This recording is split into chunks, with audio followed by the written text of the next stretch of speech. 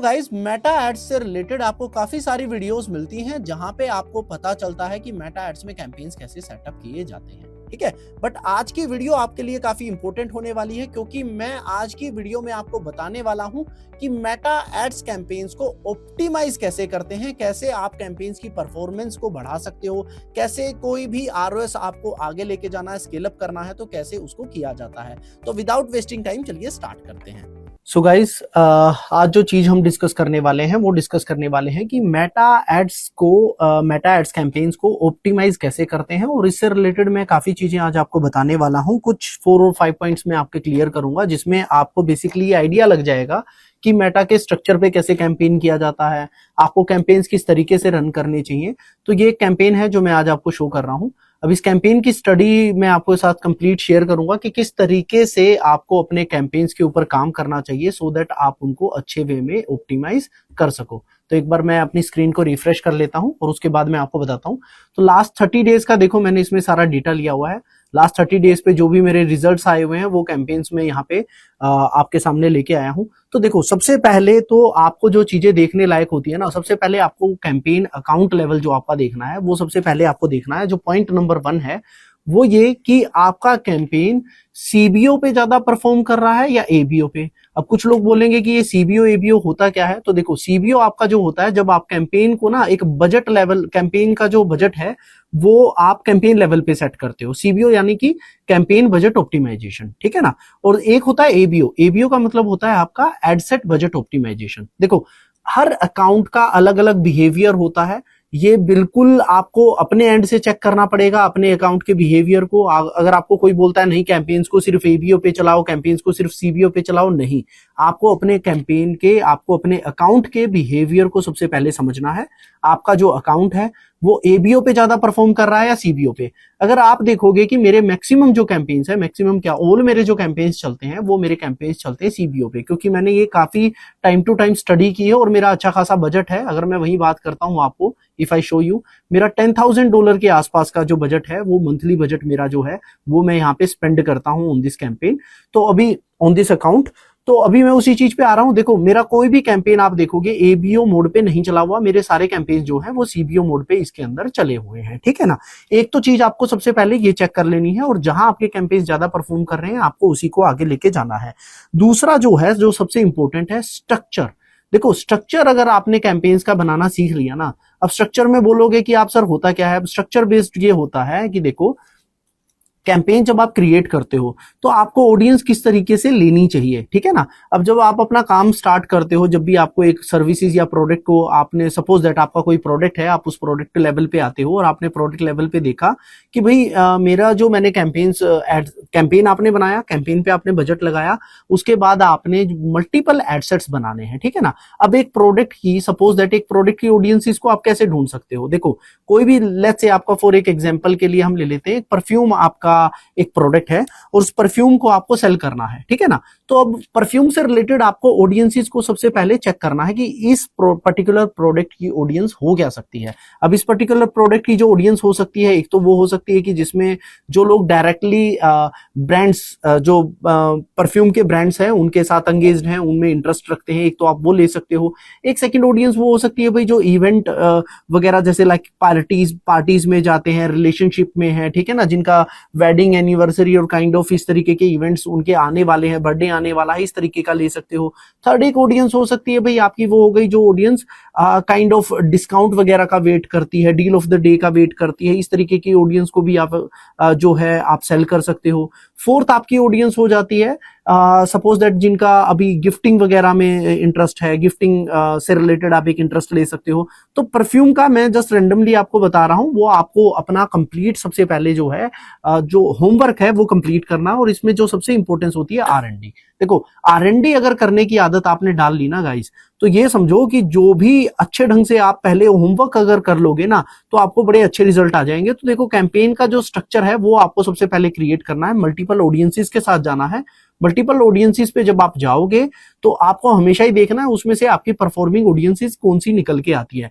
अब जो आपके एडसेट्स हैं वो कितने भी हो सकते हैं, according to your budget, according to your product value, ठीक है ना।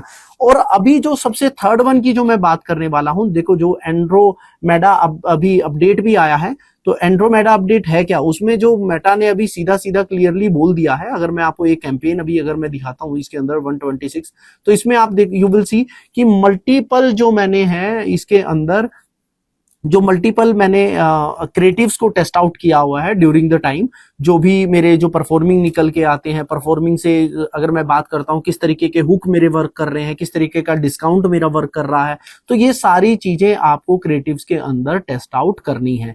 देखो इनको टेस्ट आउट कैसे किया जाता है, लेट्स से आप अपना क्रिएटिव बना रहे हो, ठीक है ना। अब क्रिएटिव एक तो हो गया डायरेक्ट आपने अपने परफ्यूम की यूएसपी को शो कर दिया, ठीक है ना। अब यूएसपी तो देखो अपने प्रोडक्ट्स की मार्केट में हर कोई शो कर रहा होगा, ठीक है ना। तो एक तो आप यूएसपी को लेकर चले गए, उसमें थोड़े से हुक्स पॉइंट डाल दिए, थोड़ी सी प्रॉब्लम सॉल्विंग आपने इश्यूज उसमें दे दिए। उसके बाद अगर मैं बात करता हूं टेस्टिमोनियल्स, देखो गाइस टेस्टिमोनियल अगर क्रिएटिव्स आप बना रहे हो जहां प्रोडक्ट आपको कस्टमर का ट्रस्ट गेन करना है, ठीक है ना, तो टेस्टिमोनियल्स आपके यहाँ पे काफी इसमें काम करेंगे। देखो आप एक ब्रांड लेके आए हो मार्केट के अंदर, एक प्रोडक्ट लेके आए हो, उससे रिलेटेड बहुत सारे ब्रांड्स अभी मार्केट में अवेलेबल हैं, तो आपको एक तो कंपटीटर की स्टडी करनी है, और कंपटीटर की स्टडी जो करनी है आपको टोटली एंड टोटली उसके जो बेसिस पे करनी है, वो करनी है आपको उनके क्रिएटिव्स के बेसिस पे। अब क्रिएटिव्स चेक करने का एक नॉर्मल सा मैं आपको तरीका बताता हूं। एक आप अगर यहाँ पे गूगल फेसबुक एड्स लाइब्रेरी अगर आप करोगे, तो यहां से आप किसी का भी एक, जैसे सपोज दैट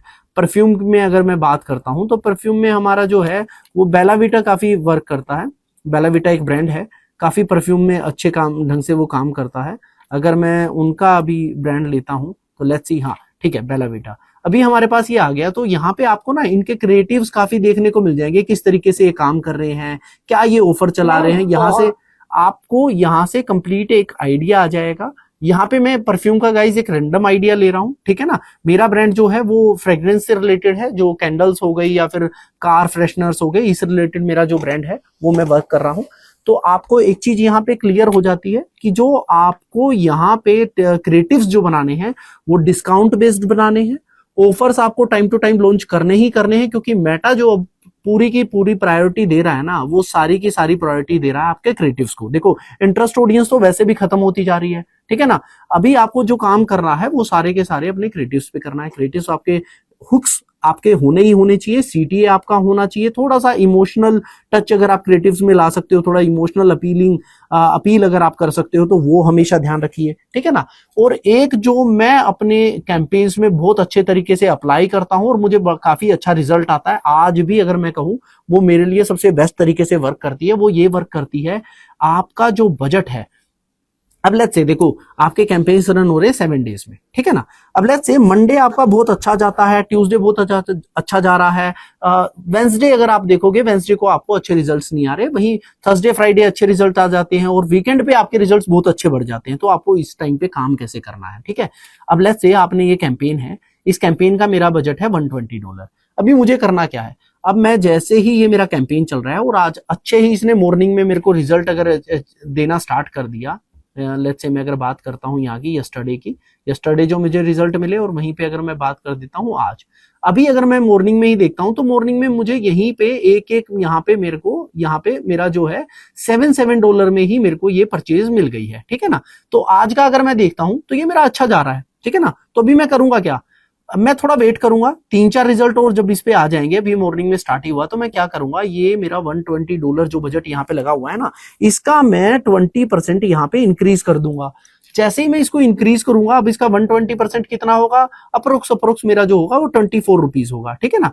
तो 24 रुपीज में जैसे ही इसका इंक्रीज करूंगा, तो उसके बाद मैं क्या करूंगा, मैं देखूंगा कि मेरे कैंपेन की फ्लक्चुएशंस कितनी ज्यादा हुई है। और फ्लक्चुएशन के बेसिस पे मैं क्या चेक कर सकता हूं कि भाई क्या मेरा सीपीए बढ़ गया, क्या मेरे ऑर्डर्स बढ़ गए, ठीक है ना, मेरा सीटीआर कैसे आ गया। अगर मेरे को लगता है कि वो नॉर्मल ही चल रहा है, जैसा मैंने बजट बढ़ा दिया और अभी भी मेरा कैंपेन उसी सीपीए पे मेंटेन है, तो मैं क्या करूंगा, आफ्टर 2 और 3 आवर्स $20 फिर बढ़ा दूंगा, सॉरी 20% फिर बजट बढ़ा दूंगा, ठीक है ना।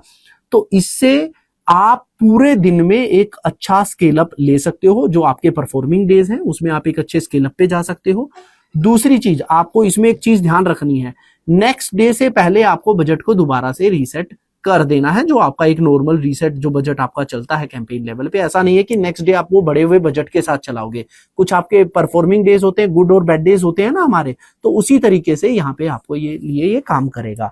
और थर्ड गाइज, एक जो सबसे मतलब एक और पॉइंट जो मैं सोच रहा हूँ आपको क्लियर करा देता हूँ, वो होते हैं आपके फनल्स। देखो मेटा में ना टोफू, बोफू, मोफू ये होते हैं, इनको बोलते हैं टीओएफ, ठीक है ना। टीओएफ का फुल फॉर्म जो होता है वो आपके लिए होता है टॉप ऑफ द फनल, एक होता है आपका middle of the funnel MOF, और एक होता है आपका बॉटम ऑफ द फनल। देखो तो इनके टीओएफ के अकॉर्डिंग आप क्रिएटिव्स बना सकते हो, आप बीओएफ के अकॉर्डिंग बना सकते हो, एमओएफ के अकॉर्डिंग बना सकते हो, और इसी के थ्रू आप स्केल अप भी कर सकते हो। और ये सबसे अच्छे ढंग से कहां बनते हैं, यहाँ पे ऑडियंसेस पे। अब ये ऑडियंसेस में काफी टाइम आप लोगों को एक्सप्लेन कर चुका हूं, स्टिल अगर आप लोगों को यहाँ पे कोई भी डाउट है कि ये जो टीओएफ है, एमओएफ है, बीओएफ है, इसके बेसिस पे कैंपेन्स कैसे बनाने चाहिए, स्केल अप कैसे कैंपेन को करना चाहिए, तो आप यहाँ पे कमेंट बॉक्स में जाकर के मेंशन कर सकते हो। तो नेक्स्ट वीडियो जो मैं बनाऊंगा वो आपको कंप्लीट अच्छे तरीके से एक्सप्लेन कर दूंगा कि इन ऑडियंसेस के बेसिस पे आप अपने कैंपेन्स का स्ट्रक्चर, आप अपने कैंपेन्स का आरओएस किस तरीके से इंक्रीज कर सकते हो। सो हे गाइस, मेटा एड्स में कैंपेन ऑप्टिमाइजेशन कैसे किया जाता है, मैंने काफी आपको 7 स्ट्रेटेजीज आज शेयर कर दी हैं। इससे रिलेटेड आगे भी आपको पार्ट 2, पार्ट 3, पार्ट 4 मिलते रहेंगे कि कैंपेन्स, मेटा एड्स कैंपेन्स को बेसिकली अच्छे ढंग से ऑप्टिमाइज कैसे किया जाता है। हाँ गाइस, चैनल को सब्सक्राइब करना मत भूलना, क्योंकि यहाँ पे आपको गूगल और मेटा एड्स से रिलेटेड सारी प्रॉब्लम्स के सोल्यूशन मिलते हैं। Till then keep learning, keep optimizing. मिलते हैं नेक्स्ट वीडियो में।